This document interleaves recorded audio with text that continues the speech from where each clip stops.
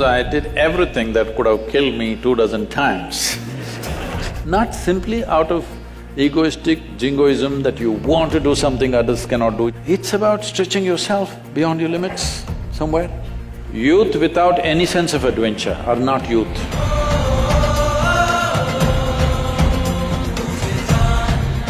First question is from Georgie.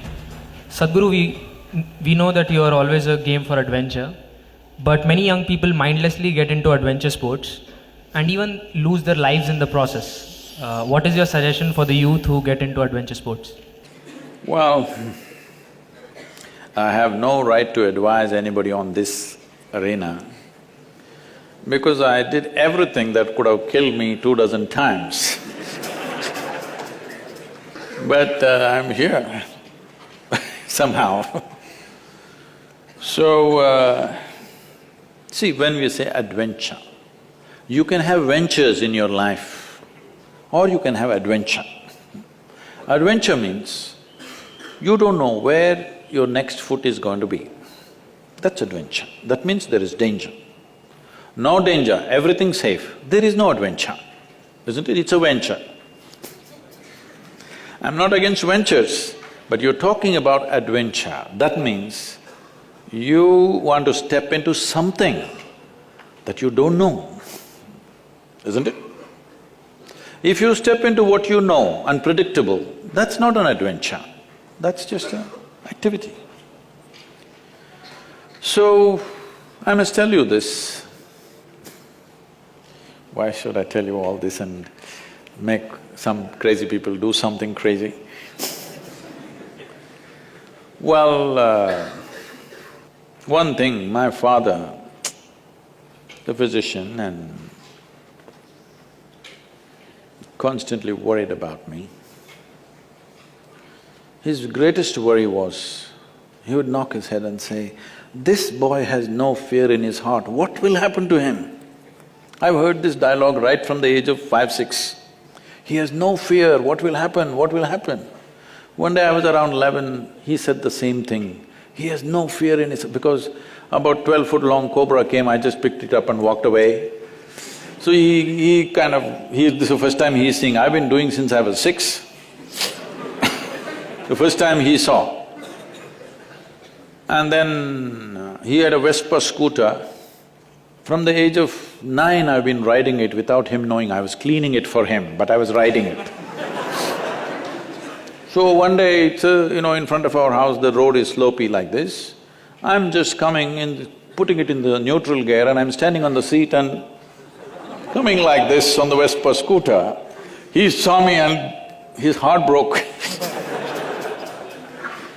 So he said, "This boy has no fear in his heart, what to do?"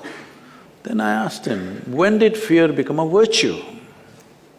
He said, "See, I told you he has no fear." So why are we thinking that we have to enter life fearfully? If you're fearful, fear is one of the worst emotions that people go through in their lives. Why fear happens is, you are imagining something that's yet to happen. Hello? You're imagining something.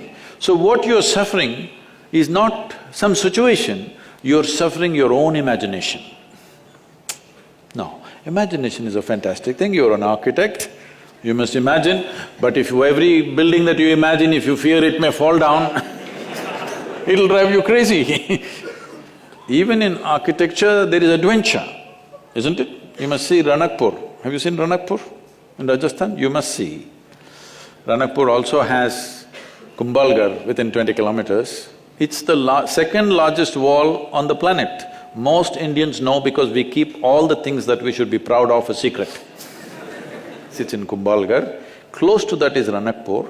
This architect is a madman, but he's a very super sane madman because he knows what he's doing. See, if you build a building, this is a temple with 1,000 columns. If you're thinking about safety, what would you do? Just in case over a period of time, if one column collapses, because those days the material is only stone, there is no steel and concrete and stuff. You would make sure if one column falls down, there'll be a another column which will keep the temple up. No, he built it in such way, the audacity of him is such, if you pull down one column, the entire temple will come down. His pride in his intelligence and capability is such that he made it in such a way, if one column comes, the temple should not exist. And it's standing for over 500, 600 years without any issue. You will see something like that in the yoga center. We built an elliptical dome, no steel, no concrete. And at the top, it's only 8 inches thick. And just to freak people, I left a 9 feet diameter hole. People said, this will going to collapse. It will not collapse. If you don't have any adventure in your life, in whatever you do, it doesn't matter, in every sphere of life, there is room for adventure. This means you must trust your capability and competence and one step more than that. There is a risk, of course. If there is no risk, there is no adventure, isn't it? So will young people get killed? Yes, unfortunately, sometimes it does. Before I became 35 years of age, at least 12, 13 of my friends died. Some in motorcycle, some in hang gliding and all the things we were doing together, some of them died. Well, they didn't kill me, but could I live without having done all those things? No. Even if one of those situations had ended me, still I would do it. Not simply out of egoistic jingoism that you want to do something others cannot do, it's not about that. It's about stretching yourself beyond your limits somewhere. But today, the world is far more organized, there's a whole lot of equipment. When we were doing it, crazy things, we had no equipment of any kind. We just did things just like that. But today there is safety equipment, there are systems, there are nets and there are so many things. Well, one of you should start a venture in adventure and bring the right equipment and everything. See, right now, some of the young boys, when they get the two-wheeler, they want to do some stunt, as I was doing, standing on the scooter and riding. They want to do those things. I'm saying, if you cannot stop them, only thing is, they should not be doing it on the street. We must create a space where they can do it with a reasonable amount of safety. Is it 100% safe? No. Nothing is 100% safe. All of us are mortal, isn't it? But we must create reasonable levels of safety where youth will go through adventure with the minimum amount of risk. No risk adventure, there is no such thing. I was one person, people were very surprised when I spoke for Jallikattu in Tamil Nadu. They said, Sadhguru, you cannot say this. I said, see, are you capable of building sports arenas in every village? Can you make them play football, this one, adventure sport, everything in the villages, can you? There's really nothing. The only thing that they have is a traditional sport where once a year they play, which is risky, of course, but it comes from a tradition of doing something. It's risky for the animal, it's risky for the man, actually more risky for the man than the animal.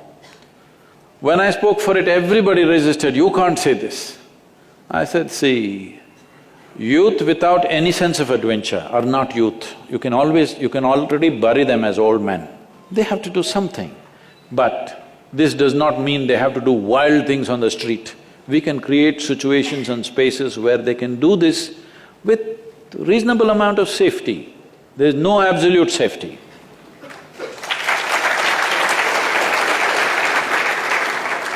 Some of the parents who are here don't approve of this, but otherwise they'll do it somewhere where you can't see. This is one thing I noticed in United States, especially our center is in Tennessee, so I'm just seeing this. If you go to your shop, I go to your motorcycle shop, and I see they made motorcycles for 3-year-olds. They actually built motorcycles for them. 3-year-olds are riding full on in the dirt bikes. I thought, this is great, parents are standing there fully helmeted, jacketed, everything, they're riding. This is great because this needs to happen. Otherwise, they will do something wild when they are 15, 16, without any training, without any preparation, without the safety equipment, then we don't know how it'll end.